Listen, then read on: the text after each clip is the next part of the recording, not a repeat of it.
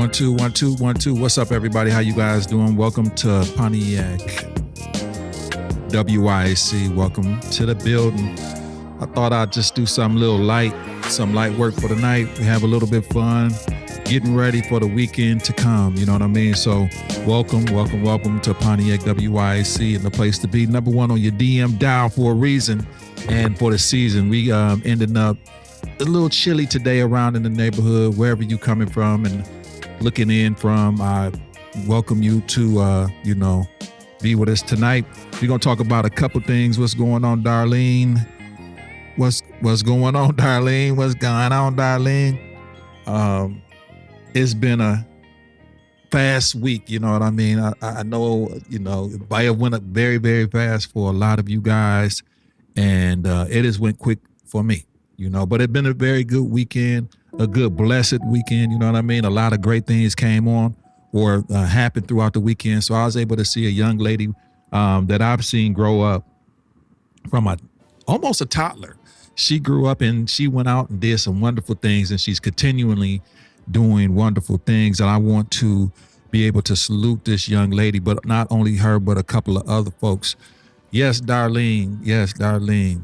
Hey, it's all good in my neighborhood. I'm just, I'm hanging in there, you know what I mean? Blessed, low key, trying to figure out, how I can be the best me. Well, I figured that out. Just do what I like to do what I want to do, you know what I'm saying? So I endorse that message, and I hope that you're doing the best that you can to be you. Do you. And do the things that make you, I am not going to say happy, but joy, you know what I mean? Joy, full of joy.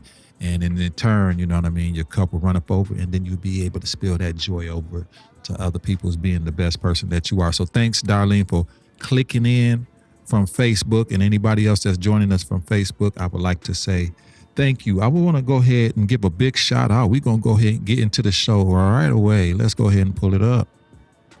There we go.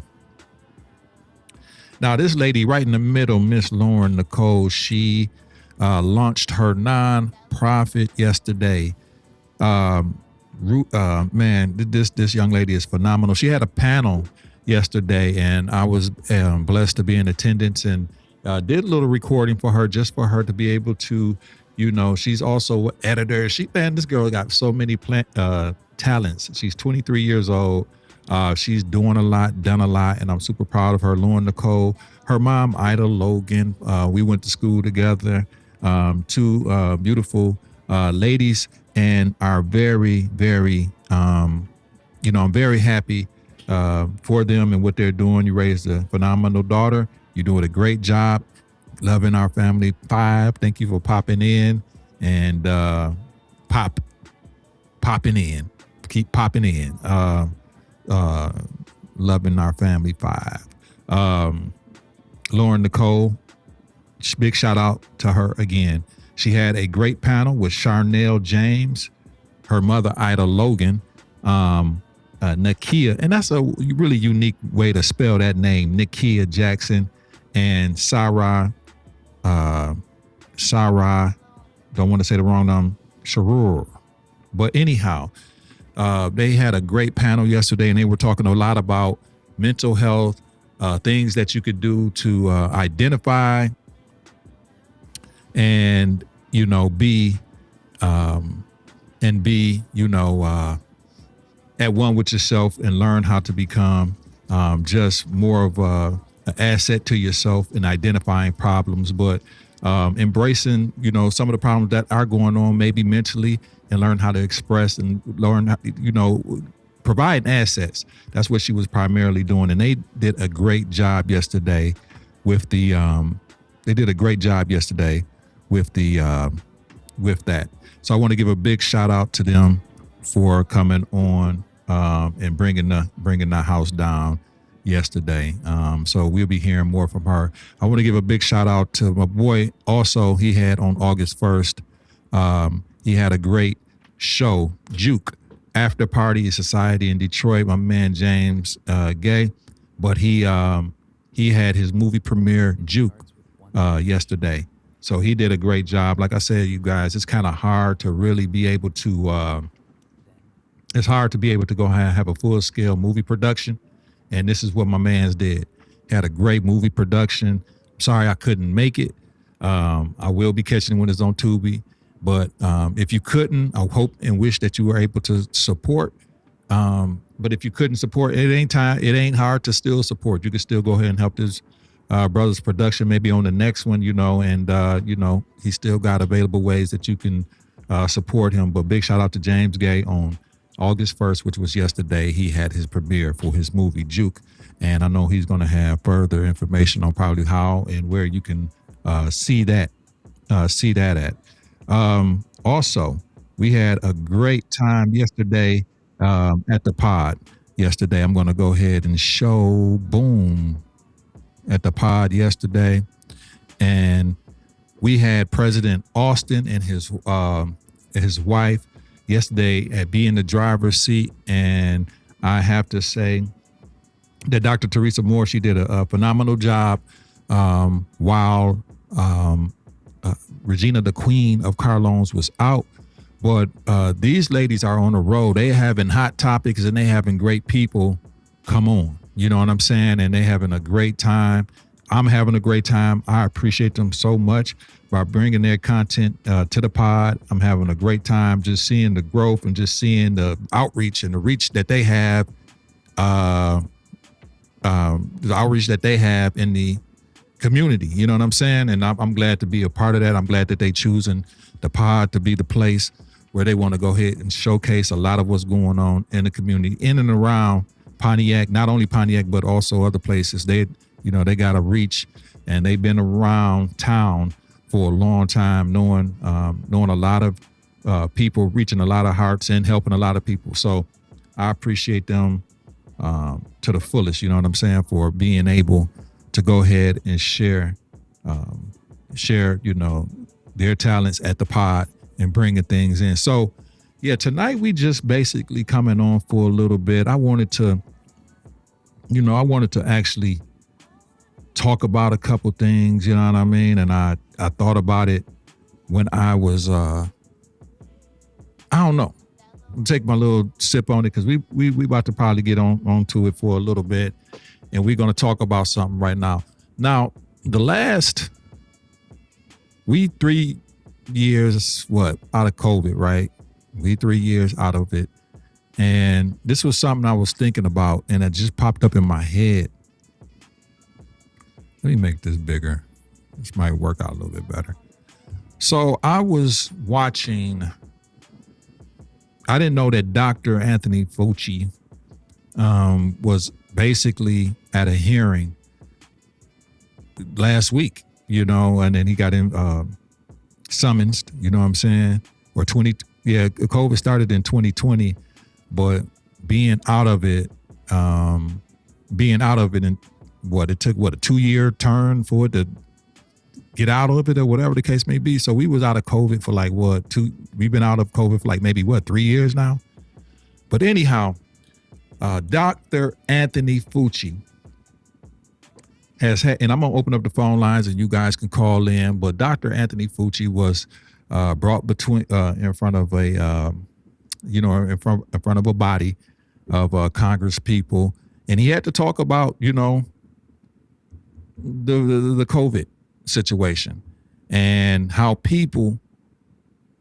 I'm gonna play a couple of clips, but I wanted you guys to hear. I didn't take a shot, and I know a lot of people did, and I think people started to have problems after they took that shot, y'all. You know what I'm saying? And now that we a couple of years removed, now the issue when the talks in the legal talks are really coming up about what's happened and the misinformation and the misguided information that was put onto the American public and people to take a shot.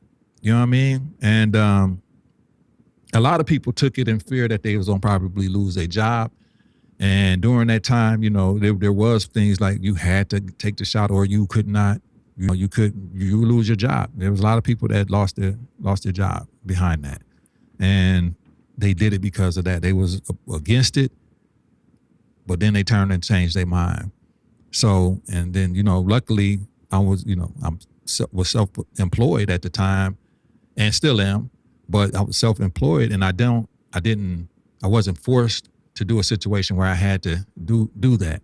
But I know a lot of people that took it, and I'm not mad at that. You got to do what you got to do. But it was, for people to take that, shot, I think it was a detriment to a lot of people, especially elderly people or high risk people. You know what I mean? They took it, and then it was a rounds. You had a couple of rounds, 2 or 3, 4 rounds of booster shots. You know what I'm saying? And it's crazy because what was the booster shot, quite honestly? That's what I'm trying to figure out. What was the booster shot? All they was doing was shooting you with the same shot all over again.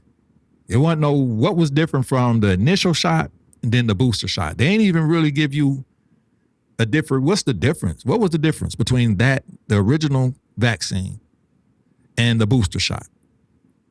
I know people that took 2 to 3 rounds of booster shots. You know what I'm saying? High risk people. And then ended up with a whole bunch of problems. You know what I mean? Like a lot of people, I don't know.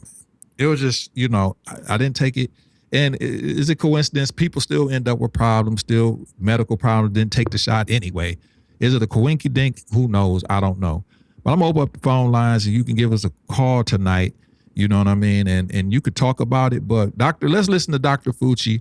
And this is the guy that recommended people take a vaccine. What I'm about to show you. This is the guy that recommended we take a vaccine. Now listen to him. He had a whole bunch to say 4, 5, 6 years ago, right? 4, 5 years ago. And listen to him now. Calling. Thank you, Mr. Chairman. Well, nothing says honesty like taking the fifth, huh, Doc? Let's try something. What day of the week is it today?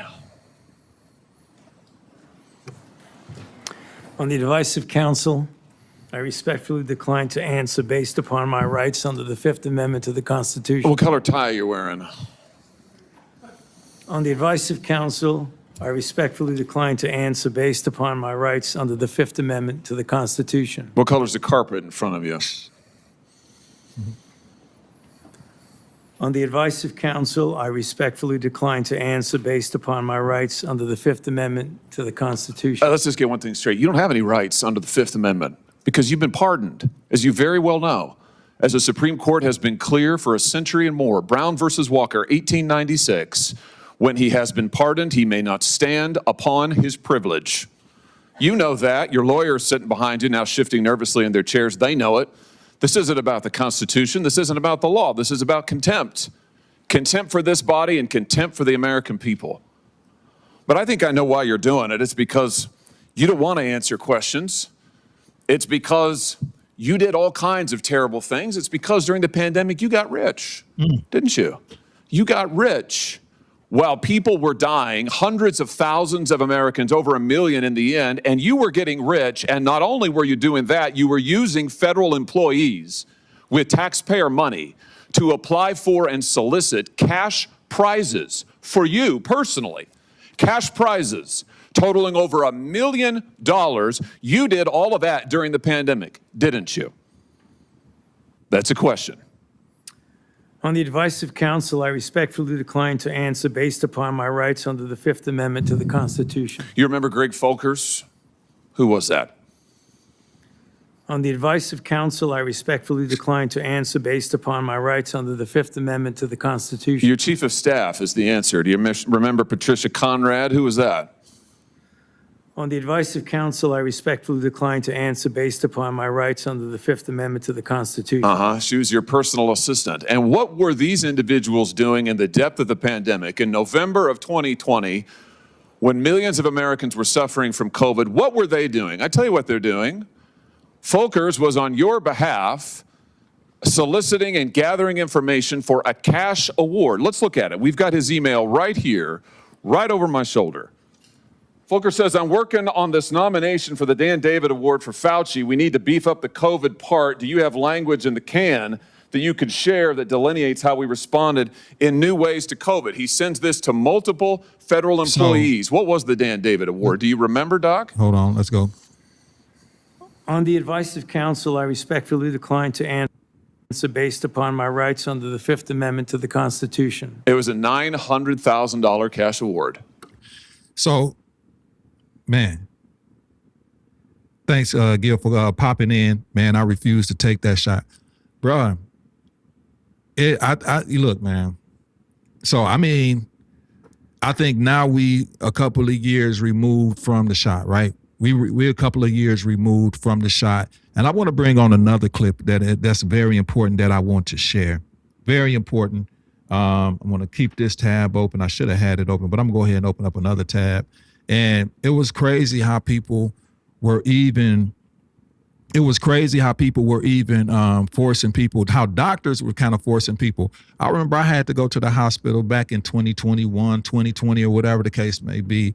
And instead of tending to me right away, right, a doctor come in, totally different doctor from whatever, I was going through. Doctor came in there and was like, have you taken your blah, blah, blah shot? I'm like, what? Yo, I'm up here, you know what I'm saying? Like, I'm up here and totally something different. You asking me about, did I take a shot? I ain't even in here for that. You know what I'm saying? So it was crazy. And then, or even going to your primary care physician, you know what I'm saying? It's pressure from them to take the shot. 77 times he pleaded the Fifth Amendment. That's crazy, right? So it was crazy during that time, and the pressure people were putting on each other to take the shot, especially in our community. It was just crazy. You say it's horrible how this was handled. Leading the PSD through times is the most challenging experience.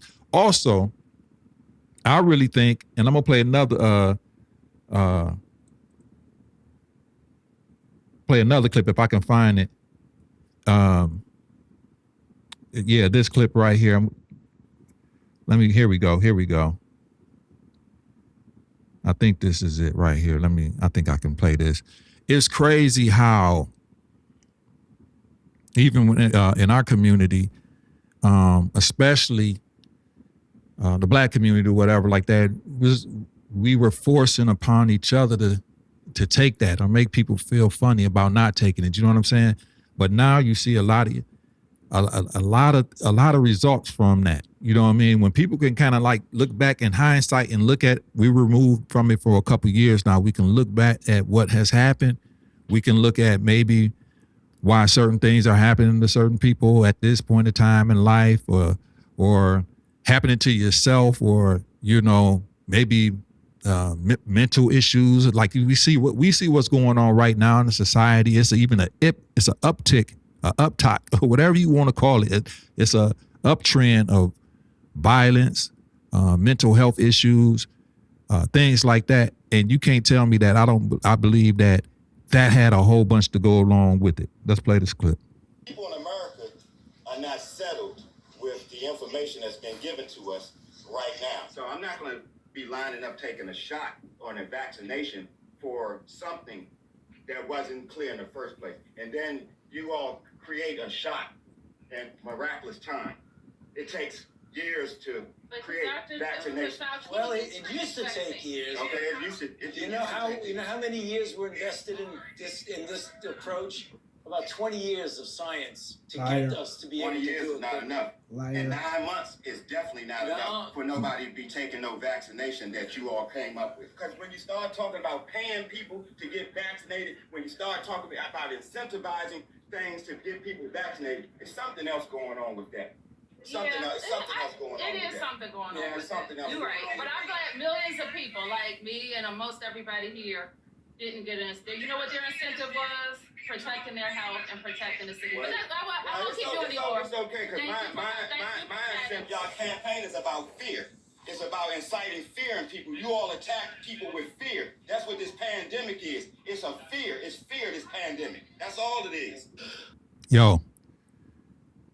And it was. And I'm not saying that it wasn't real. People were getting sick. People was passing. No joke. It was crazy. Yeah, it was. But there ain't nowhere in the world something like that, can be developed in 6, 7, 8 months or whatever, and then distributed to the masses. You know what I mean? Without really real testing. And then next thing you know, it's rolled out. And then it's rolled out with it just was rolled out crazy. It was rolled out messed up. And you got to ask yourself, why was Dr. Fauci Fuji, whatever his name is, why was this man even pardoned? Why was this man even pardoned? Like you just heard the congressman just told him, why are you invoking the Fifth Amendment? You're pardoned from any wrongdoing. So if you already, why was he pardoned? And let's ask, man, I don't even really want to get into that, but who pardoned him? Joe Biden pardoned him, I believe. I got to look this up. But why was the man pardoned if he did nothing wrong?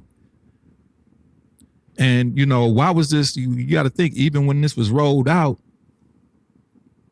even when this whole thing was rolled out, you remember the disclaimer with it? If anything happened to you, you can't sue nobody. You know what I mean? You can't. You know, it was just crazy, man. It was just really crazy how that was rolled out.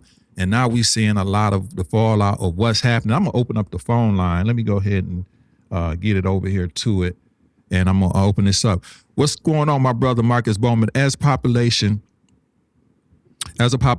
or individuals that had to live through that time period, we should be absolutely outraged about the fact this man played a key role in dividing our country and families and friends based off inaccurate information. I'm with you on that. Biden did pardon him. And so we got to ask, why was this man pardoned? If there was no, you don't get pardoned for wrongdoing. You don't get, come on, man. So I'm about to go ahead and open the phone lines. And I know this is a sensitive topic, but the reason that I thought about it is because I was just driving in the car the other day and I listened to a lot of talk radio. So I don't really listen to music while I'm driving, but when I heard the clip, I had to come home and look it up. And then I seen the actual clip of what we saw with Dr. Fauci talking about, he pleading the Fifth Amendment. And it was like quite entertaining, but quite disappointing and quite disgusting. They all at the same time rolled up, So I know a lot of people did what they had to do. And a lot of the decisions that people made was based off of fear. A lot of people didn't want to take that. So let's go ahead and try to answer this phone call. 1 second. Let me make sure that you're on. 1 second. Okay, phone caller, are you on? Hey, this is Marcus. What's going on, Mark? How you doing, brother? Man, I'm doing good. I just was scrolling, and I wound up seeing you post the committee hearing on Fauci, and I had to call in, man. I had to express myself on this because a lot of people don't believe that we were actually played like puppets during that time period. And the illness was was real, the effects, but the scientific studies and the other researches that people did to support that it was no different than a common flu with more aggressive side effects or more aggressive, what's the word I'm looking for? More aggressive effects, symptoms. Right. But us as a people, we listen to the news, we listen to the president, we listen to Fauci, and it's coming to light right now. And I always say, a lie can carry a moment, but the truth will always win the war.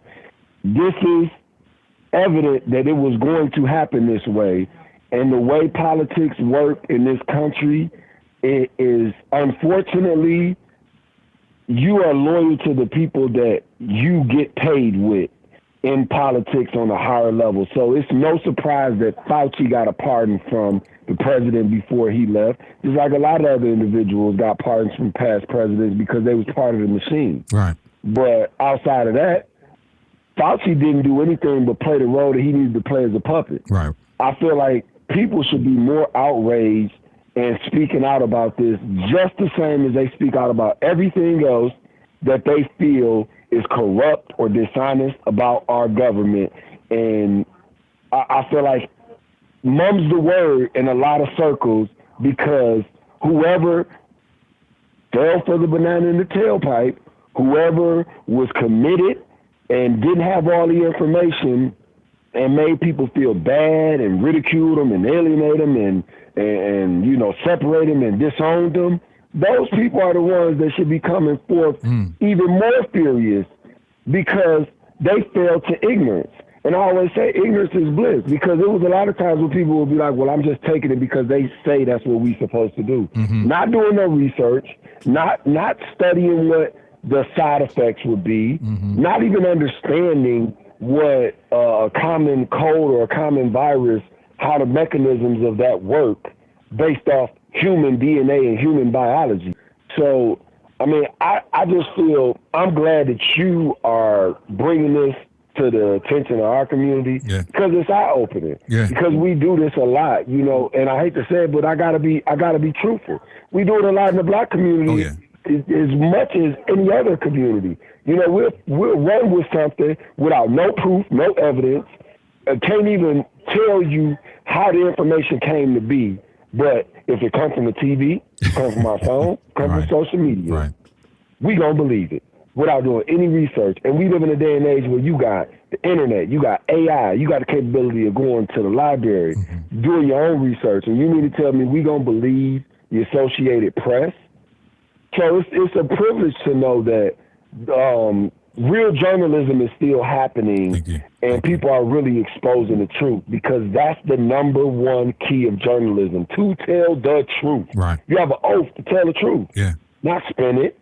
And the news, Associated Press, they play right along to it with it, because guess what? It was all under a government mandate. Man, I mean, look, especially our community, right? So just think about how many people, man, took what they, took this, and fortunately, some people haven't had any ill will or side effects, man. But it was like, I believe it's like a ticking time bomb that a lot of people went on and took this vaccine, and then people that was perfectly fine, ultimately just things start popping up with them, man. You know what I'm saying? And it's like I knew it was something like that was gonna happen. You know what I mean? But, like I said, even when I went to the doctor just for regular doctor visits, they tried to force that on you. You know what I'm saying? Like, it made you almost feel bad. Dude, I changed my primary doctor. And, as us as men, a lot of times, we don't even like to go to the doctor, right? But going to my primary doctor, and he was like, did you take get the vaccine? This was during the COVID, time. Did you take the vaccine? I was like, no. He was like, oh, you gonna be a super spreader then, huh? I said, you know what? After that appointment, I said, I ain't going back to him. You know what I'm saying? And I know this doctor was kind of prominent in our community. I was like, I ain't going back. I mean, how you gonna call me as a person that's coming in here for something totally different? You know what I'm saying? And you gonna call me a super spreader? Right. I ain't going back to you, bro. You know what I mean? The crazy part is a lot of people don't understand when those doctors have these backdoor meetings, is what I call it. They get incentivized for making sure people take the vaccine. So it's so deceitful and manipulative and gaslighting when you talk about how they sell the population on the idea, because that's all it is, the idea that you need to take the vaccination. Because you look how many families, man, that were just torn apart because of either fear or ignorance.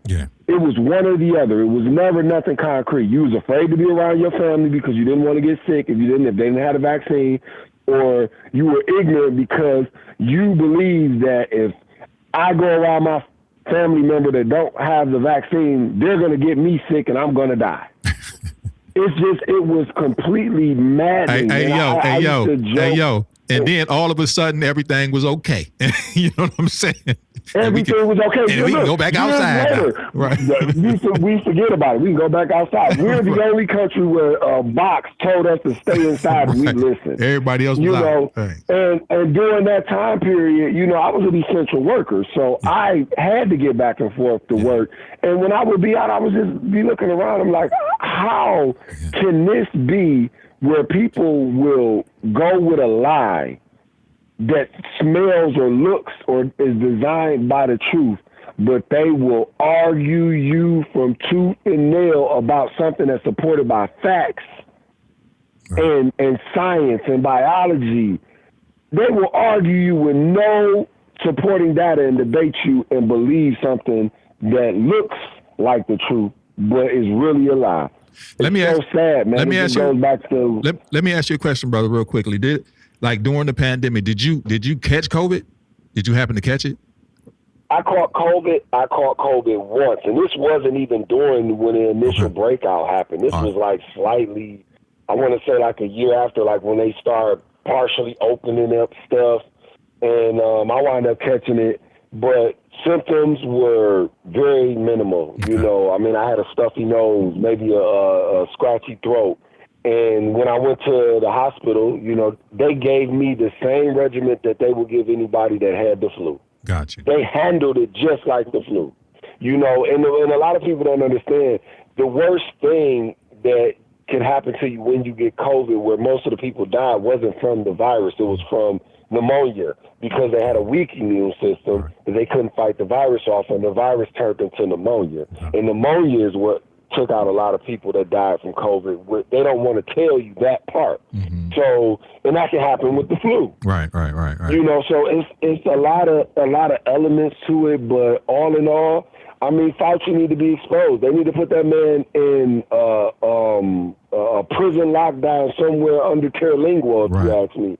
Because it's wrong that he got a pardon, but even if he got the pardon, 95% of America. The damage is done. The damage is done already, bro. The damage is done. The damage is done. Relationships. Now you can't go back to the person that you said you're terrible and you're the problem. How could you go back to him without feeling real tiny after seeing Fauci plead the fifth 77 sometimes in front of a hearing? And you know, the only people that plead the fifth is gangsters or criminals.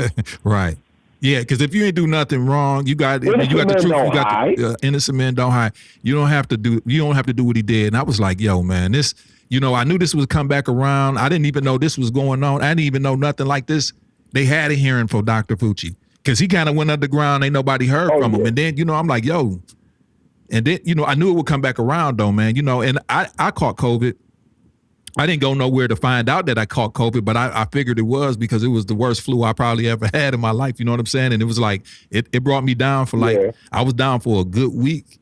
And then the recovery was a little longer than the regular flu. You know what I'm saying? And it was just, but it took, it was different. Now, don't get me wrong. It was some serious junk. You know what I mean? But, I don't think it was. Well, it had some aggressive side effects. I don't think that shot, I don't think that a shot would have prevented that you from getting it. If anything, it seemed like when people got it, people got sick. That's what it was seeming like. People got it and then they got sick right away, like they had flu symptoms. I know they got to shoot you with it was crazy, dog. I was like, I just knew I wasn't going to do it. Well, it was set up to be aggressive. Yeah. Yeah, I don't fault people that took it. You know what I'm saying? I understand why people, because, you know, a lot of our people, I understand why people took it. They was afraid. They was scared. A lot of our elderly took it because they was afraid and scared. I get it. You know what I mean? I get it. But it was just like, I knew that something like this was going to happen. And it just broke my heart. And it broke my heart when I found out that, you know, certain people was taking the shots and stuff like that. I'm like, yo, man, you know what I mean? It really bothered me because, yo, man, I don't know. It just run deep. It just really run deep. But you know, me seeing Dr. Fauci, whatever, he should get his doctor pass revoked. You know what I'm saying? Because if you got to go ahead and plead the fifth 77 times, that means that you malpracticing. That means that you fraudulent. That means that you guilty. And you did this to get rich. And you did this up under false pretense. You weren't trying to help the American people or the American families, or you weren't caring about it. And why are you walking through the hood with a sister with you anyway? Just you trying to get black people to. That's how I'm looking at it. Yeah, that's how I'm looking at it. If you saw that one clip that I put out there, okay, I did. All right, I saw it. Yeah, right. We were the targeted audience, and most folks don't understand that, and it had consequential effects on our community that led us up to here. You know, our children dealt with mental health issues. You know, this whole teen takeover YN stuff, all this stuff spawned as soon as COVID hit. So it was a nuclear bomb that, you know, essentially, whether you want to say the effects were attached to the Let me ask you a question. That he started or he was running with. Let me ask you a question. How do you think, okay, we know how it affected older people, middle-aged people, or people like myself, yourself, or whatever, right? You want to call ourselves, I don't know what you want to call yourself. But how do you feel this has affected the youth, the vaccine? Because we know a lot of people 10 and under and 10 and up and, you know, the 10 to 20 year. How do you think this has affected them, man, in the world we living in now?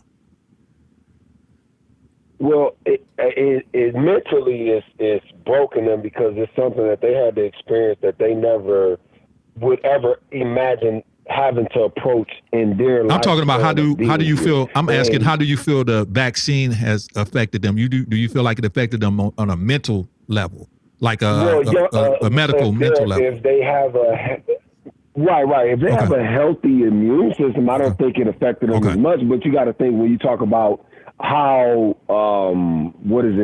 out of shape and unhealthy the youth in America is, anyways. Looking at the statistics.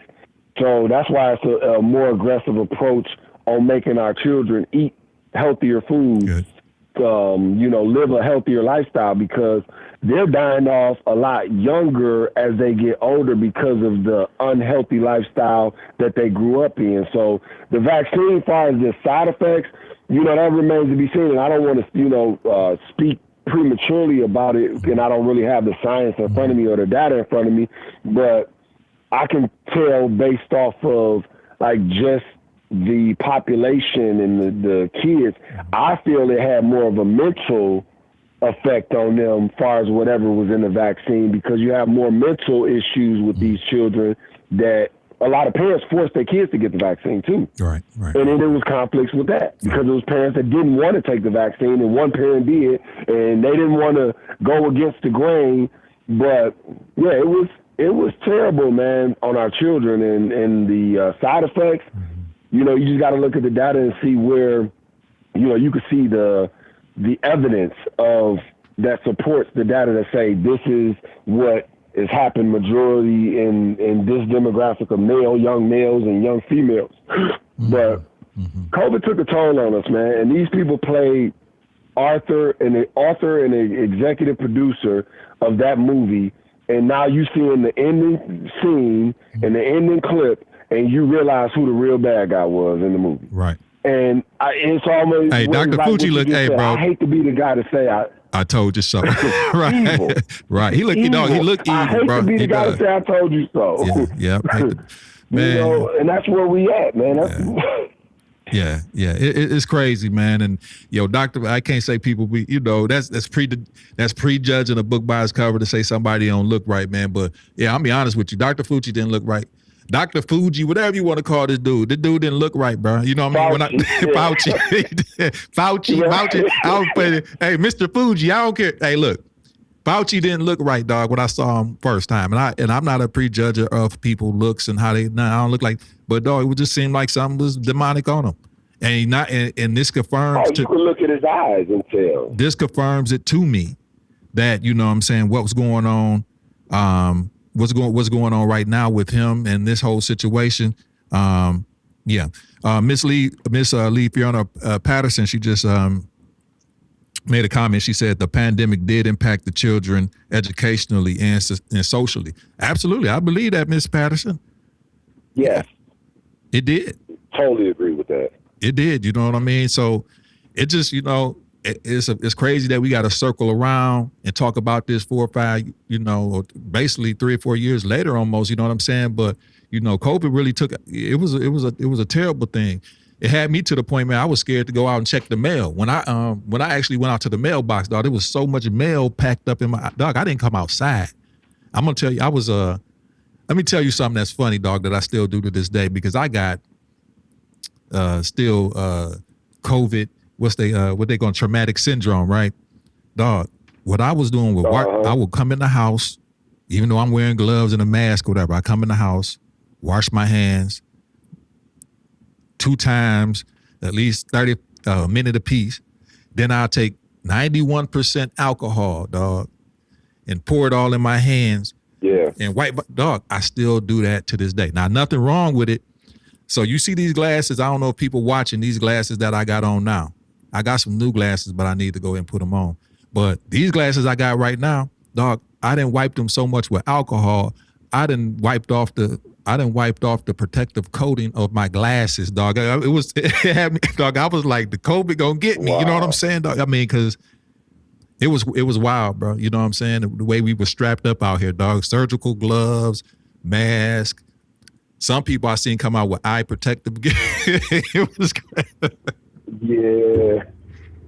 like they was about to do. And you know, that's crazy. No, I thought I was the only one, but I don't even touch doors no more, bro. I put my shirt, gas pumps, none of that. I got to grab my shirt and grab it. I can't touch it just because of that psychological, routine of going through that experience. Yeah, so I agree with you. It has effects. Yeah. Dog, it has effects. And you go ahead, brother.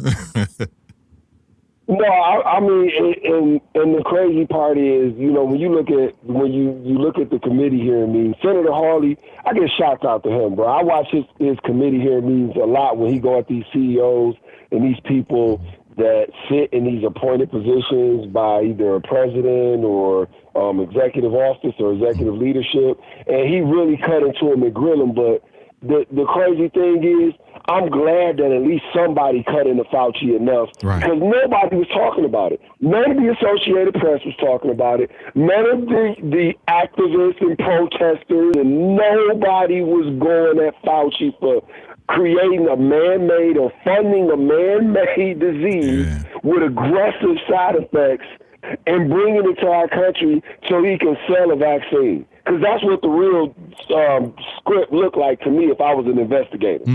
That's exactly what you was part of. So nobody went at him at all. So, we just seeing a snippet, and it's unfortunate to the American people. It's just like anything that we experience where we know it's some sour milk in the bowl.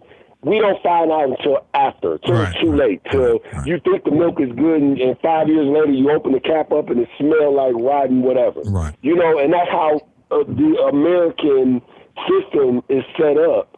It's the people that have to understand what's common sense to you, what makes sense to you. Don't go off of what someone else told you. Go off your own research. Right. And go off your own research. Do that. So it's a behavioral thing, like what you just said about the alcohol. You doing that because during that process, these were steps and things that you were told from the square box that we watched and said, this is how you can prevent yourself from catching COVID. Right. So like we so brainwashed sometimes and can't, just trust our own better judgment of common sense and then do our own research. That's why I always say ignorance is bliss for some people. Some people are really content and happy with being in that place of ignorance. It's about exposure and bringing things to the light, man, and makes people grow and evolve.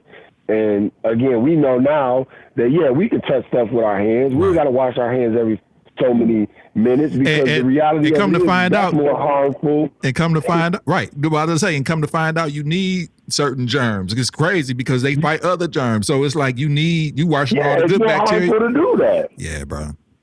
Yeah, you know what I'm saying? So it's wild, you know what I mean? But we all suffering from some type of post-traumatic syndrome from COVID, you know what I mean? Like it's no joke. And then of course, they talking about, there's a new strand of something always around the corner, new biological warfare that's going around with the, with the lettuce or the greens, and what, there might be a new form of COVID. Ever since then, we've been kind of coming up with these new scares of new type of monster viruses, you know what I'm saying, here and there, just to keep us on point and edge. But I think now the American people or people in general is kind of like, yo, man, I'm just going to live. If it take me, I'm going to take it. It's just going to go out because ain't nobody, I don't think, going to be stuck up in you can't, man, the people ain't going to really kind of go for that no more, being stuck up, mandated to the crib no more. It's just, you could pull that once. I don't think that'll ever happen again like that. It's. Oh, no. I don't think that'll happen because not at all. And they realized it was a joke. Yeah. And then like I say, all of a sudden you can come outside. You know what I'm saying? You can. What changed? You know what I'm saying? Here go my question to what I'm thinking. What was the difference between the initial vaccine, right? What was it in the booster shot? They didn't really even differentiate what was the difference between the booster and the regular shot. Was the booster the original shot? Was the original shot the booster? Which one was the, you know what I mean? Like they didn't say what was the difference between the booster and the what's the name. And you had people that so think about it, bro. You had people that took not the initial COVID vaccine, but they not only just took the initial COVID, they took 2 to 3 rounds of boosters. That's in a year, almost in a 12-month span. So you got people that took this vaccine and came back 3 months later, 2 months, and got another round. Another 2 months, got another round. Another 2. Dog, you don't even do that with shots when you're a kid. Come on, man. So it's like, bro, it was crazy. Too much medication. Bro, it was crazy. That's too much medication. Yeah. And the booster, to me, was nothing but just another way for them to sell, or pharmaceutical companies to sell insurance, to make more money off of insurance. Because the insurance was covering everything at that time when you was talking about anybody that had Medicaid or any good type of, state insurance or anything like that. That was getting covered to take the shot for free. So ain't nobody coming out of pocket to take that shot. And it's. You remember, man? You remember that lady, bro? I'm about to that nurse. You remember that nurse, man? They got that shot on TV and she collapsed. Yep. Yeah, she collapsed. Yeah, they cut that. Nobody know where she. Hey, bro, nobody know where she at, bro. Nobody know where she at. Yeah, they took it off. They stripped it off the internet. And blackball. Remember, it wasn't just taking the shot then. It was anybody that spoke against the vaccine. They took you off social media. It was illegal to do that, to speak out against it. Like, it was really bad at that time. Mm-hmm. They attacked churches because you couldn't assemble. So a lot of churches and flocks separated, and churches shut down, businesses shut down, all because of those mandates based off of Fauci's health recommendation. Yeah. Which is crazy. Hey, bro. It didn't support the science and the research. Hey, bro. Now I remember. Now I was watching, man. And I know a lot of people. This might be a touch. What's the name? But I sometimes I get a little controversial, man. But I remember when they had Obama, President Obama, take the shot on TV. I said, bro, my man didn't take the COVID shot. I don't care what nobody say. That wasn't the COVID shot that he took on live TV. That was probably sugar water or something. I'm like, but dog, he didn't. Come on, dog. He didn't take no COVID shot, dog, on national TV. He took probably like a vitamin B12 or vitamin C shot or something like that. They didn't shoot that man with no vaccine, bro, on national TV. And that tricked our people too. I wouldn't be surprised. If, that was the real story behind it, because most of the stuff that was going on when they was trying to promote the vaccine was all used as clickbait to get people to buy into the process of it and sell them on the idea of it. And it's fine, but like Malcolm X said, in certain communities, we're the only community where leaders are rappers and right. actors. We'll listen to them, but we won't listen to people who actually boots on the ground. Mm-hmm. And they getting the information, they doing the research, so it's just sad. And it happened across America, so I'm just not gonna pour it on our community. But when you facing a problem like this, you got to start in your own backyard and at home. And I saw what it did to just the black people that I grew up around, the black people that I live by, the community I live in. It ripped this community apart. And then you go to a state like Florida that never shut down, one of probably the most conservative states in the country outside of Texas, and then people living free down there during COVID. Mm-hmm. Yeah, we were shut down. Yeah, we were shut down up here. We were shut down. Miss Patterson got another comment. Say doctors submit their medical career info all the time for awards and monetary compensation. I am not sure about the actual intent or reason for the hearings. The intent of the pardon was to prevent the incoming administration from making the pandemic a political issue. So that's Miss Patterson, respectfully, her comment and commentary.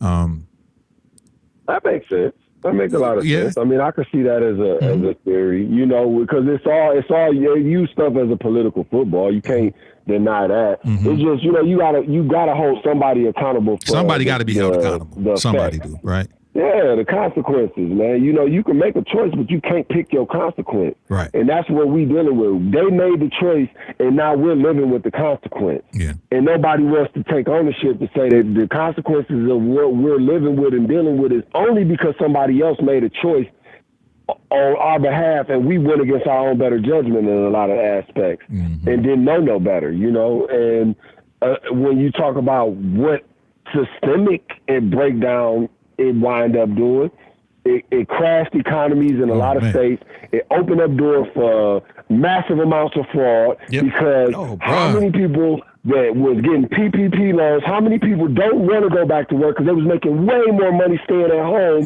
and scamming the system. It opened up so many cans of worms that you can't say that it didn't have the a trickle-down effect. Dog, the PPP is a whole different thing. And whole different can of worms. Oh, my God. And now you coming back and getting those folks. So they just benefiting off the, you know what I mean? But it's just like, look, man. That's what I'm saying. Because you created the atmosphere for that to happen. You created the atmosphere for it. And we gotta understand that was the root of it. You can never get to the problem or solve it unless you know the root that started it. Fauci started it, and look at the effect of it. And this man got rich off of it and walked away with a pardon and all his money. Ain't nobody taking nothing from him. his dignity. Hey, Fauci can't deliver. His pride was broken a little bit. His ego.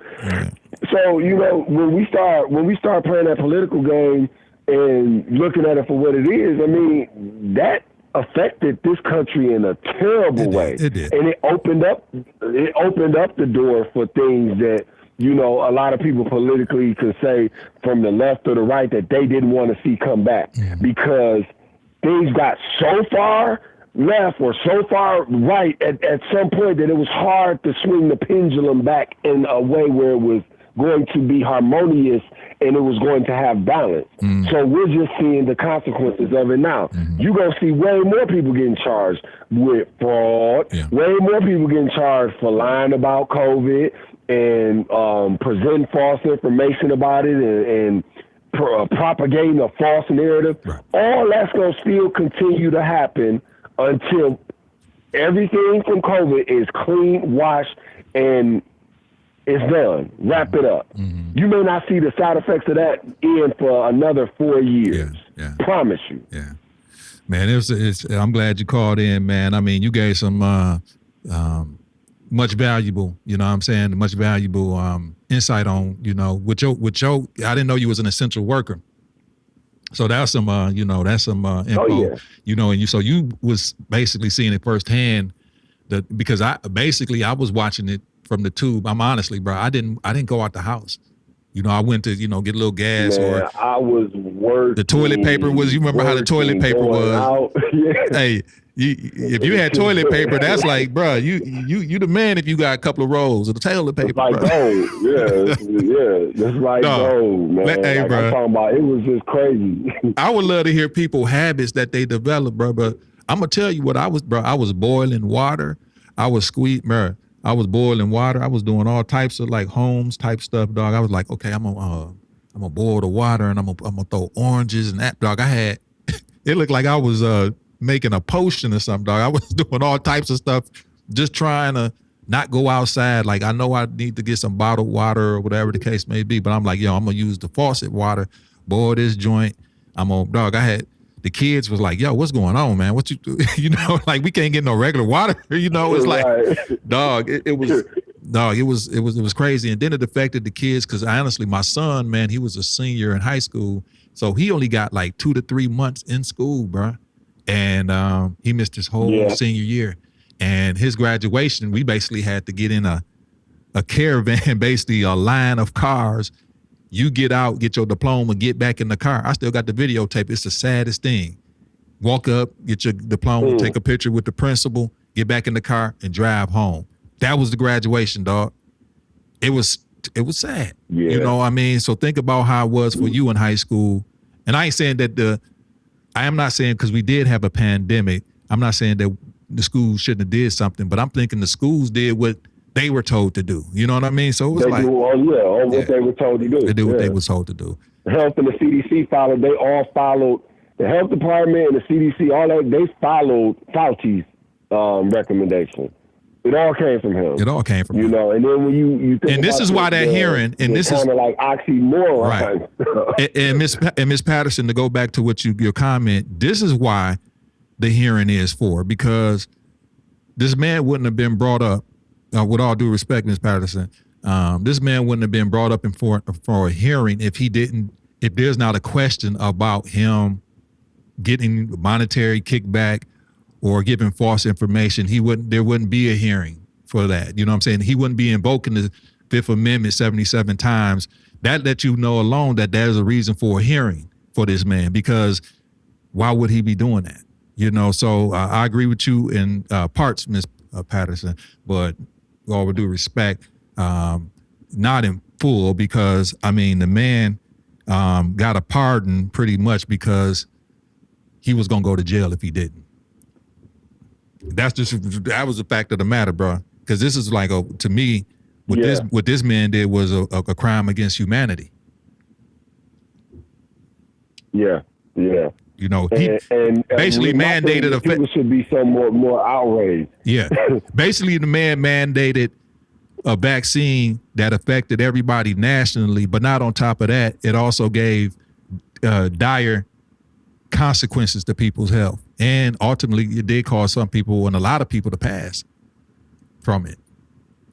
Yeah, and it's just a fact. Well, he was one of the biggest drug dealers in the history of America, of pushing something that has the potential of killing people, but the cynicism behind it was so covered up based off of, this is what you need to do because this is what I'm telling you to do, you know. And let's spin the narrative a little bit. If anybody, I use myself as an example because I don't never like to put nobody else in the hot seat, but anybody, if I killed millions of people with a drug and then got a pardon from the president, you don't think somebody would be outraged, mothers against this or activists or any, like, so it's just, this is where Americans got to realize, no, now it's freedom of speech. You should be able to say something about this. More people should be telling the truth about this. And remember, we were silent. News companies, and they statements over this. We couldn't even remember this, bro. We couldn't even say the conversation we having now. We couldn't even have this conversation really. We had to use code words. We couldn't even really say COVID. Yeah. If as little as I am in the world, in the scope of things, my little commentary could be blocked, or my social media can totally be taken away just to talking about this. You know what I'm saying? And or you lose your lose your job, or you know what I'm saying? A lot of terrible things that happen to you, man. And it's like, come on, bro. That shows you right there. If you can lose your job for talking about something that's affecting the world, if you can lose, your ability to go ahead and express yourself and give an educated commentary about something and be censored, that lets you know that something must be wrong, what's going on.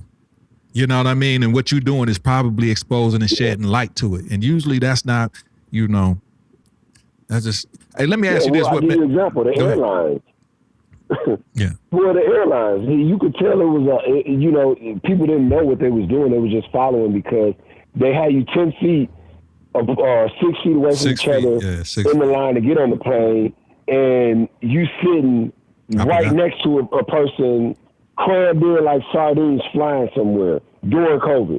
So what is the science behind it? They should have shut the flight down or cut the capacity down of how many people was in there based off of the 6 foot clearance that they had initiated. Yeah. I forgot all about the 6 foot rule. I don't even know how I forgot about that. Yeah, it was a lot of things that contradicted what they were saying for us to follow. Mm-hmm. That's where, for somebody like me who live in the world of common sense, I'm team common sense in everything, governing, policies, anything.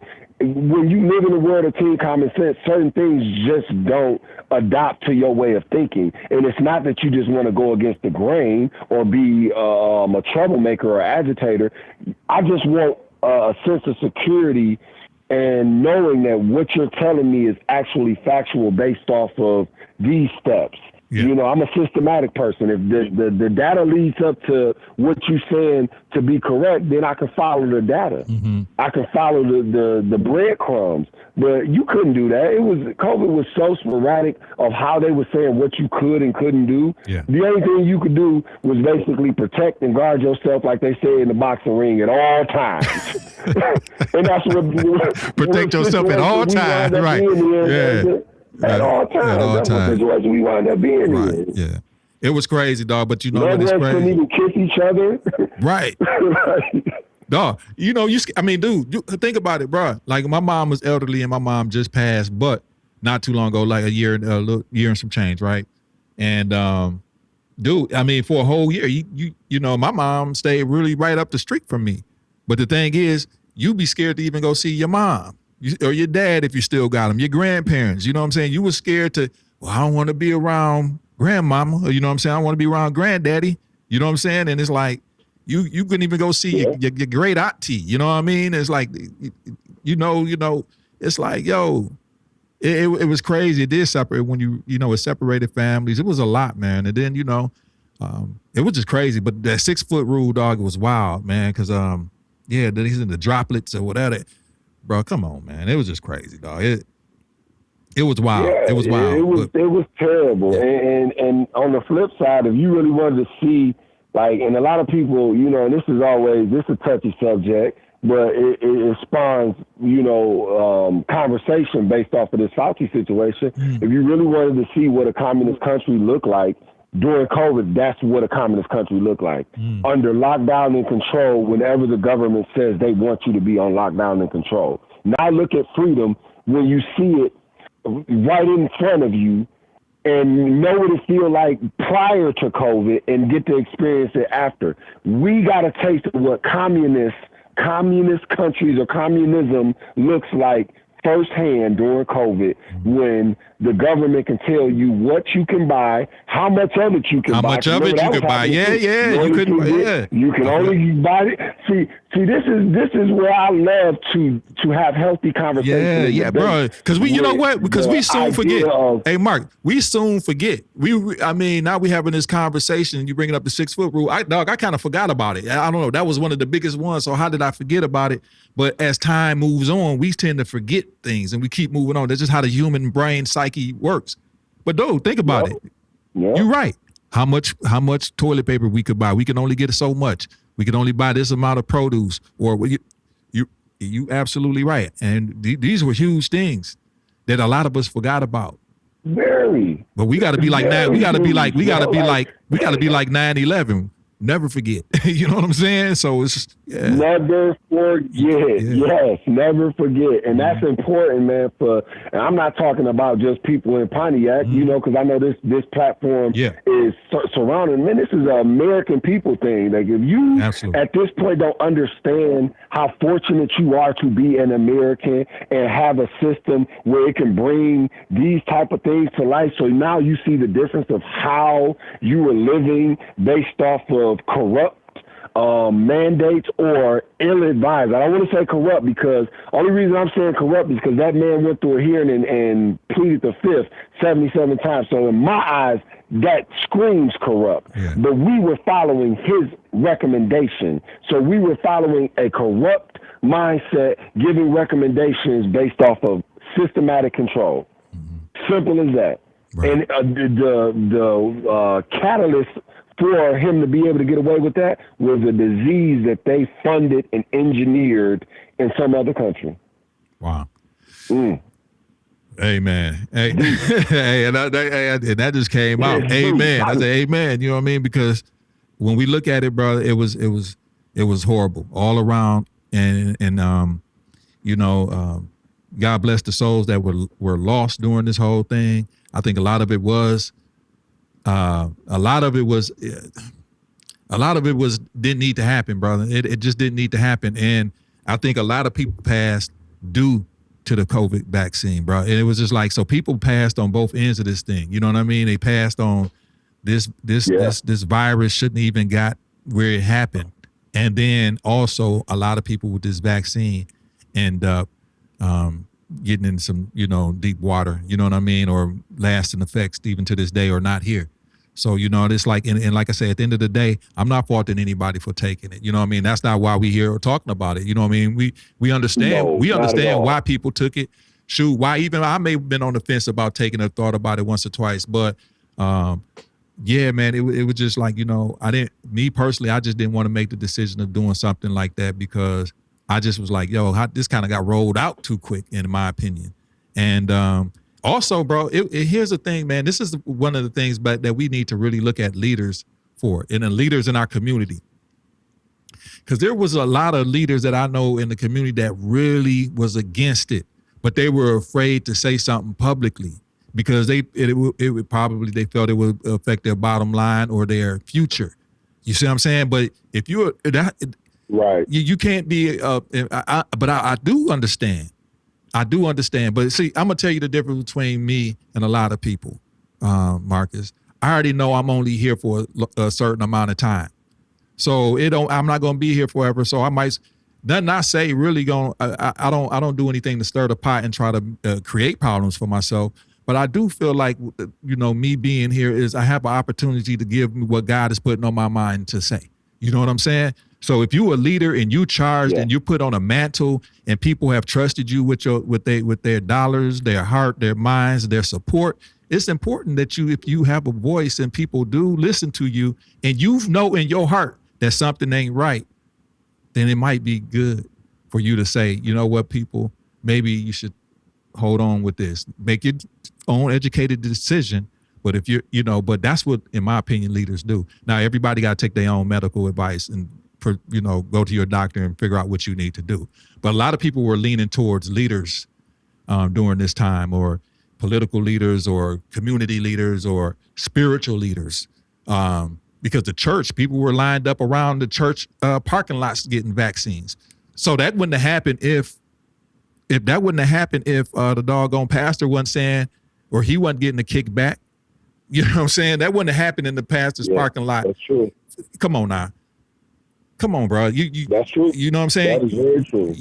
It won't happen. The pastors had to allow that to happen there. So I'm asking myself, did they just do it to do it? Or did they do it with kickback? And I'll be feeling like something like that, they get a little stipend. I don't know what it is, but, I could be wrong. That's why I encouraged, thank you, Gil. Gil said that's why he encourages this platform. I appreciate that, Gil. And that's why I say, man, any voices want to be heard on here, they ain't got to agree with me. That's not why we here. And me and Marcus just so happen to agree on this. You know what I'm saying? I'm pretty sure there's some things that me and him don't agree on, but this one we agree on. You know what I'm saying, bro?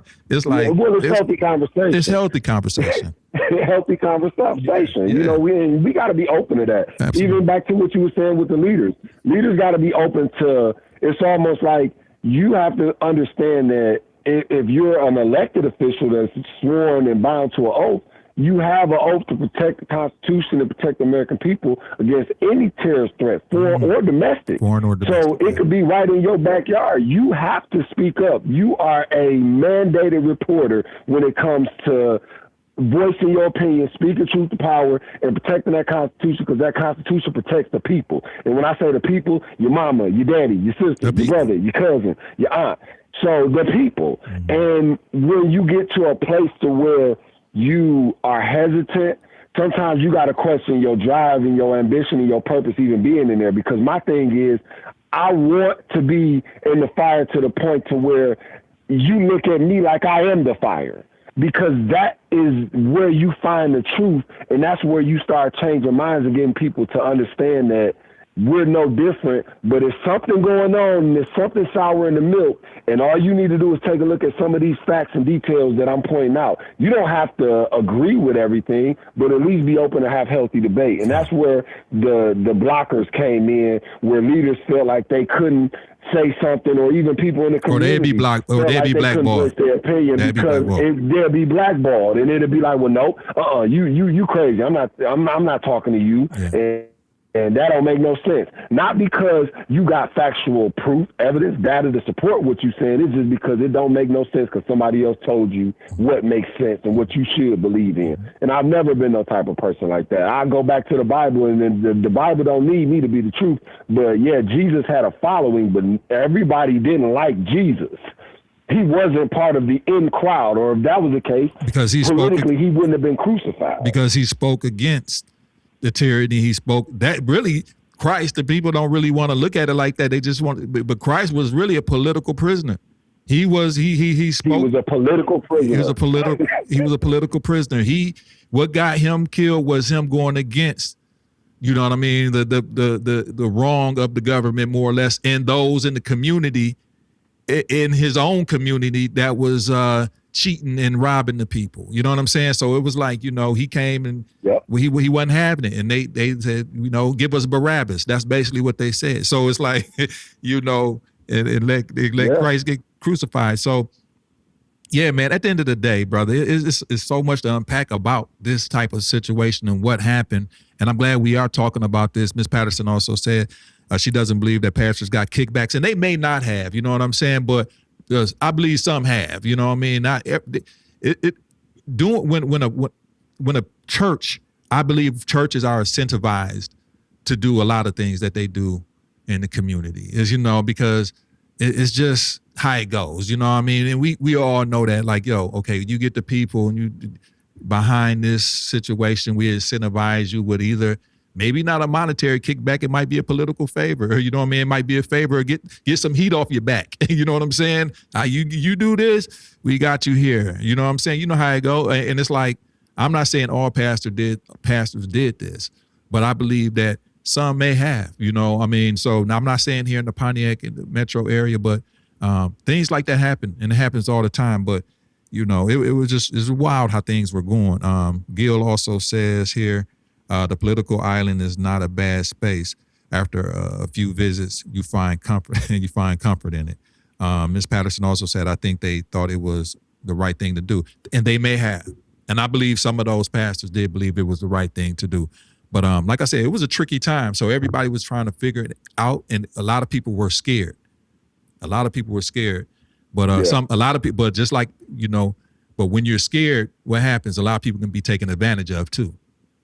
You know, I know when the time. When you panic. When you panic when you're scared. Yeah. That's what happens. The more with situations I've been super scared in, dude, I'm vulnerable. You know what I'm saying? You vulnerable. Like, yo, you don't know what to do. So, you know, you're just trying to make the right decision and you willing to make the wrong one, trying to make the right one. You know what I'm saying? So it's like. Exactly. You're more susceptible to make the wrong. You know? Exactly. Yeah. So. And, you know, to piggyback off of that, you know, I can't honestly say that I would hold any ill will towards anybody that didn't believe the same thing that I believed during the process, or they chose to make the choice that they had to make. You know, I just wanted to be a voice to bring some attention to, hey, now look at the decisions that was made. You were one of the fortunate ones, but look at how many people wasn't fortunate making a decision based off of foolish leadership. Right. Or buffoonery that they didn't understand fully. They just thought they were doing the right thing. So you can never knock a person for actually thinking that they're doing the right thing. But it's an old saying, though. The road to hell is paved with people with good intentions. Yeah.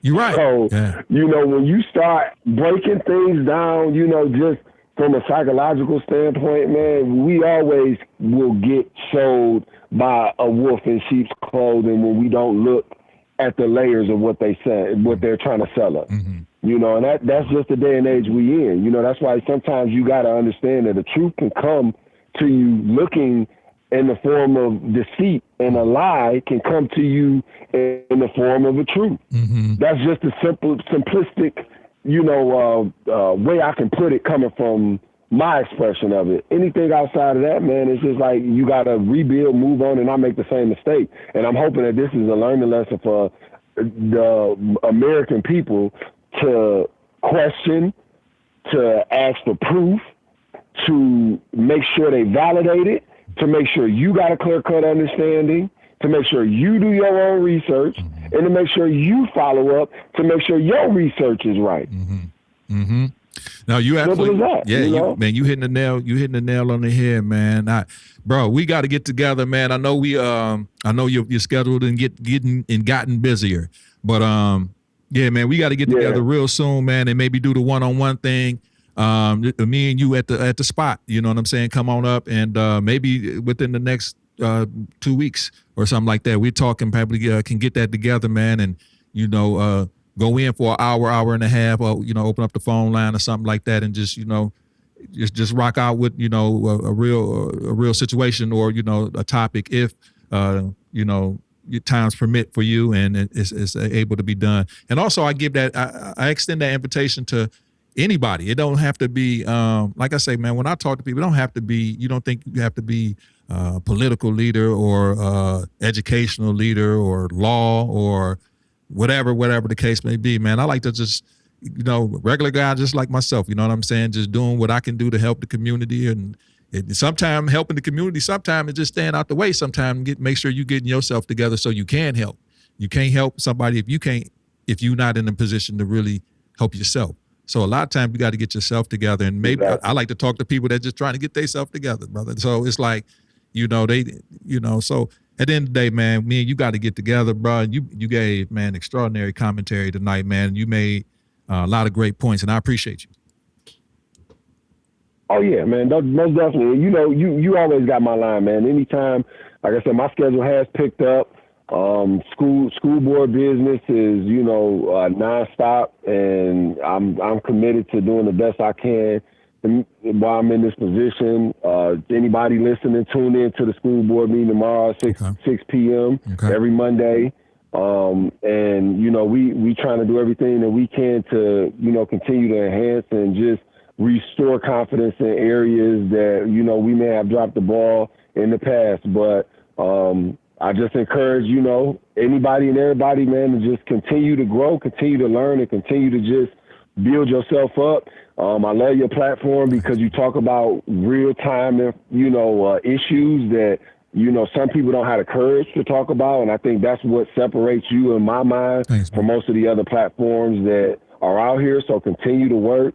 Voting this week, Tuesday, everybody get out and vote your conscience, for who you have vetted and did your research on and who you like and who identifies with the needs of your community. And again, after that, I got an election coming up November the 3rd. I'm running for a 2-year school board seat to be retained for the position that I'm in. So I hope I can get some support out there. But yeah, man, like I said, it's about building Pontiac and making Pontiac look stronger. And that's just my number one perspective. I don't try to deal with nothing that brings a negative light on Pontiac because it makes us look weak as a city. And I would never want to be part of making Pontiac look weak as a city. So, yeah, let's just keep going, keep onward and upward. And yeah, I look forward to when I can get in the studio, man, and we can really dive into some information and share some perspectives about things we may or may not agree upon. But it's always good for healthy conversation and healthy debate. Absolutely, brother. And that's coming real soon. And you keep up the great work. You're going to probably be seeing me, by the way, man. I'm going to be popping up, and Miss Patterson might see me tomorrow. I might be popping up somewhere in a place around Pontiac near you. So whoever's listening and watching, I'm going to be doing a 2-minute segments. I'm not like, I might pop up and catch somebody and be like, hey, yo, what do you think about X, Y, and Z? It could be, like I say, a regular person, a person of interest, or whatever the case may be. Even it might be anybody political talking about what's going on real quick, but it's not going to be no sit down, long, drawn out 10-minute, 15-minute interview. Nobody want to, I don't think this is going to be, people want to hear that when I'm on the street. So it's more of a man on the word on the street. Like I might come across you, Mark, and be like, hey, yo, tell me something real quickly about your platform or what you think about X, Y, and Z. Boom, bam, we on the camera. It look professional. Come back, edit, put it up. People got a word from Marcus. You know what I'm saying? So I'm gonna be popping up and doing that. Now I got a little more. Just put it like this: wiggle room. So okay. I got a little bit more wiggle room right now. You know what I mean? So, yeah, bro, we gonna get together, man. Much love, man, and respect. Thanks for calling in, man. Likewise, my pleasure, brother. All right, peace out. Thank you. That was Marcus Bowman for calling, man. Thanks for calling. He's a friend of the show. Okay, Miss Patterson, this is one of the things that I wanted to. I missed you last Friday.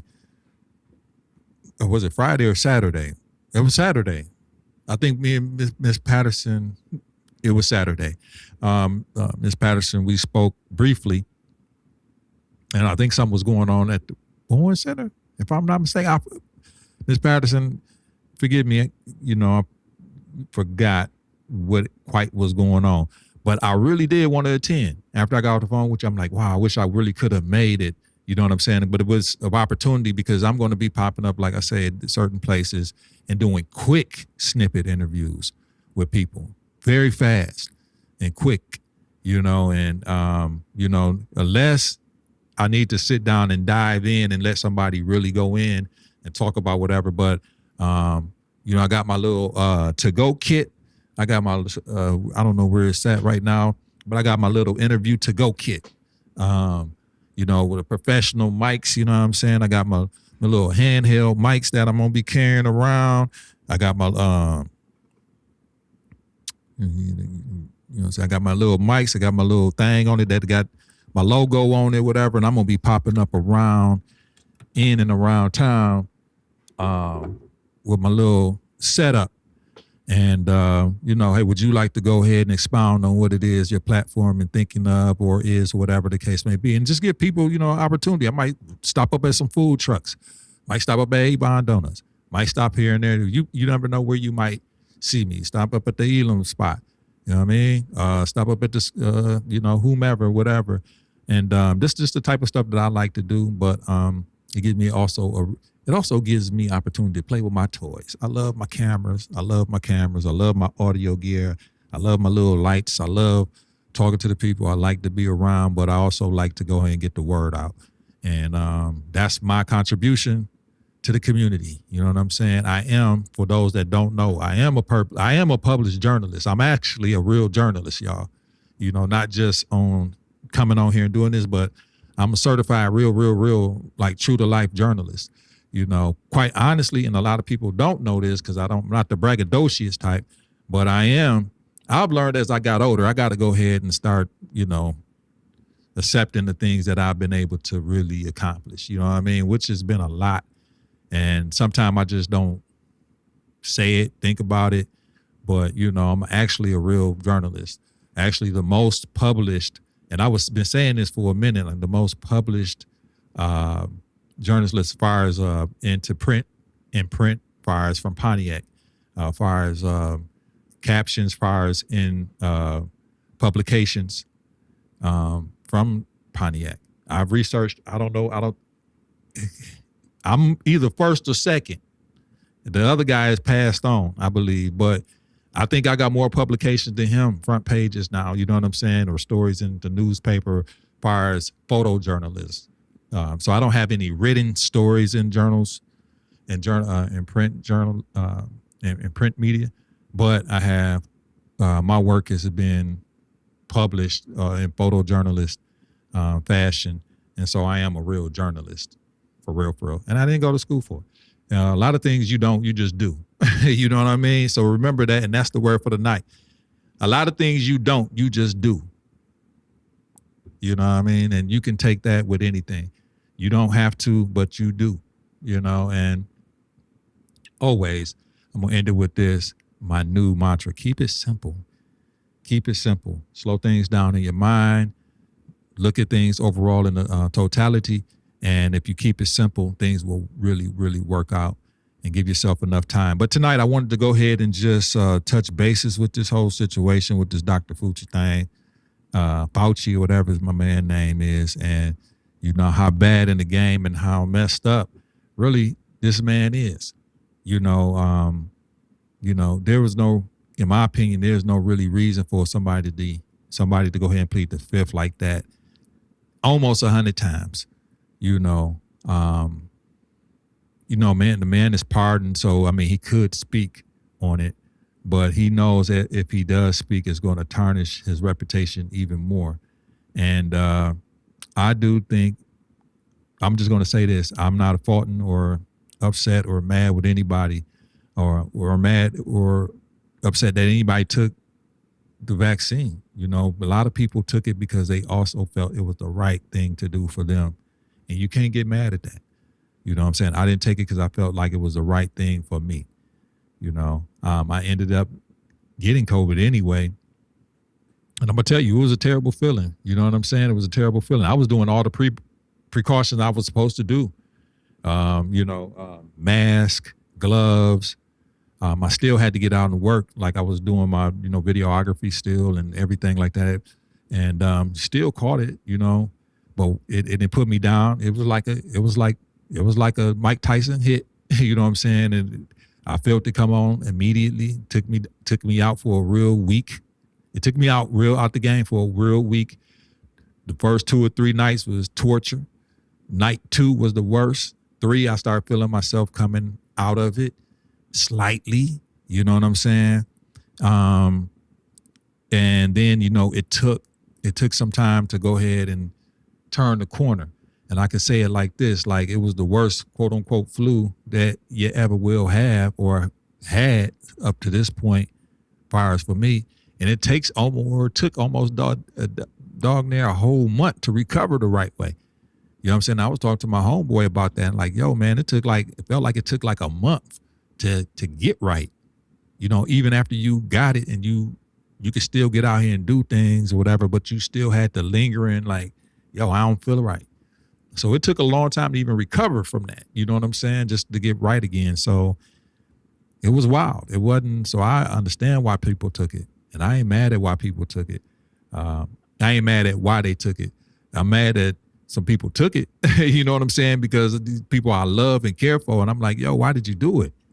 Man, like, so not mad at them, but mad like, why did you do it? But we was all really just trying to do what we thought was the right thing to do. And I think that's ultimately what it came down to. But me, in my opinion, and my educated look at and guess at things, but not more of a guess, but a more of an educated look at things in the totality, it just didn't, I don't believe it was the right thing to do. Ms. Patterson says photojournalism is a form of storytelling. It actually absolutely is. So yeah, I've been, in a position. That's what really, honestly, Ms. Patterson, for a lot of people that don't know, that really boost. Well, me and COVID has a great, I want to say great, but it has a great story behind COVID and me and what I do. I was doing what I was doing before COVID. As far as doing video and doing live streams and stuff like that. I was doing this stuff before COVID happened. But what happened was this, and quite honestly, this is what me and, this is what Marcus was talking about, where it stopped a lot of businesses. It stopped a lot of people from being able to work or prosper and things like that. Well, during COVID, COVID didn't really even stop me from working. Actually, COVID made me in more demand by people because you couldn't do nothing. So live stream became a thing. And before COVID, people really wasn't thinking about live streaming like that. If people remember, nobody wasn't thinking about doing live stream for real, when COVID happened, or before COVID. Nobody was really, people did it, but it really wasn't a thing at all. So I used to pray to God, and I still do the same thing. Lord, give me a situation where I'm ahead of my time. Let me do something that nobody's really doing, and let me be ahead of my time. So when the time comes, I'm an expert, or I'm so good at it that it'll take somebody else a long time to catch up. So basically, before COVID happened, I was practicing and trying to really get good at live stream 3 to 4 years previous before COVID came. Nobody was doing live streams like 10 years ago. So I was really trying to figure out how to do live streams. And I'm going to show you where I was trying to do live streams at. Back in that corner where you see Stevie Wonder. I had my desk was right over there. Computer, all that stuff was over there. And I was learning how to do live streams in that corner over like 10 years ago. And it's so funny because Facebook will remind you, put up memories of 10 years ago or 9 years ago. And now I'm starting to get Facebook reminders of 9 and 10 years ago of me in this corner trying to do live streams when nobody was doing live stream. So when COVID came around and people needed live streams like churches, nonprofits, sororities, fraternities, political, educational, I was the guy that they called. I got a lot of great opportunities and a lot of, exposure off of that because I knew what I was doing. And Gil Garrett gave me a great opportunity with the Oakland County Sheriffs. Got in and was able to perform well for them for their for their events. Oakland Press was calling on me more to do stuff. Nonprofits in the area was calling on me to do things. City of Pontiac was calling on me to do things because I was proficient at the live stream game. So really, and I'm going to tell you, and I'll be very transparent, business for me was actually on the decline before COVID. I was like, yo, what am I going to do? I was like, it's already guys that's already out here doing video work that's more established, that are very talented.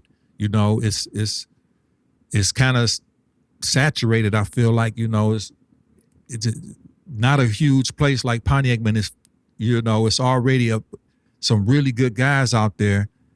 Like, wow, you know what I mean? And it was like my business or what I was trying to do was like, then COVID came and because I knew what I was doing when it came to live stream. And that turned my whole situation really around. So sometimes it could be the blessing or the curse and what end of it are you on, So I wind up actually with COVID happening, it actually catapulted me to being self-employed for a long time, and doing my thing and being needed more in my community. And so those are the types of things that I pray for when I pray, besides just a lot of time I don't ask for nothing. I just say thanks. I don't want to be always asking, but I say, Lord, if you can continue just to give me something that's ahead of my time. Maybe it's not something that's right now where people need it, but maybe in a year from now they need it. And by the time they need it, I'm so good at it that there's nowhere else they can go but to me. You know what I'm saying? So it's those are the type of things that I pray for, futuristic prayers, more or less, that, maybe it's not for right now, but maybe for later. And so I'd just like to, give a shout out where a shout out is due, to people that gave me an opportunity and helped me. And we helped each other during the pandemic and helped each other get through. Because a lot of business and a lot of good people didn't make it through the pandemic. They had to close up shop or close doors. And kind of the opposite happened for me, because for real, things was real messed up. You know what I'm saying? Like when things were kind of like boom, it was hitting hard. You know what I'm saying? And then all of a sudden, the pandemic caused a great need for what it is that I do, and I guess that's also advice to people that's trying to do any type of entrepreneurship. Make sure that you're solving a problem. Make sure that whatever it is that you're doing is solving somebody's problem. Number one. Number two, like I said, and this is my saying now, I'm really for real, just start keeping it simple in layman terms. Yo, a person want to know at the end of the day, can you help me? Can you help me? That's all. They don't know. They it's your job to know the logistics, how you're going to do it. Listen to them, see what they want. Yeah, I can do it. And this is how I'll do it. And don't make it all super complicated. Keep the conversation, practice on keeping the conversation simple so they understand how you're going to help them. You know, and don't try to do your own twist. Do it how they want it. You know what I'm saying? And you just, you know, and if there's some twists or some things you got to do to accomplish that, you let them know. But try to keep it as simple as possible. So, yeah, COVID was a crazy situation, and it's crazy to that we had went through this whole problem. Hey, my sister. Hey, how you doing? So it's crazy. We went through that whole situation, but we out of it and on to something new. So tomorrow is start of the new week. Hopefully everybody had a great weekend. Hopefully everybody had a chance to go ahead and relax. Hopefully everybody had a chance to, I know you about to go to sleep. Yeah, I'm about to call it a night. Hopefully everybody had a good weekend, and I know it's going fast, y'all. And I'm starting to see the leaves fall, and it's feeling like it ain't staying dark as long as it felt like it just went like that. So try to enjoy the rest of these days of summer, and we're gonna get into it probably tomorrow or the next day. I'm still working on a guest, you guys. I don't like bugging people. I really don't like being like, yo, you want to do something for real? So I'm gonna reach out to brother one more time. It's somebody that everybody's been seeing lately. I'm just gonna put it like that, and hopefully, if he can get a chance, can grace us with at least 30 minutes. You know what I'm saying? And either here or at the pod. And that being said, you guys, I am out of here. Thank you to Marcus Bowman, Pontiac School District trustee. And with that, keep God first, family second, and you third. And in that order, you should never be made last, because the last is made first. I appreciate you guys. Y'all have a good night. One love.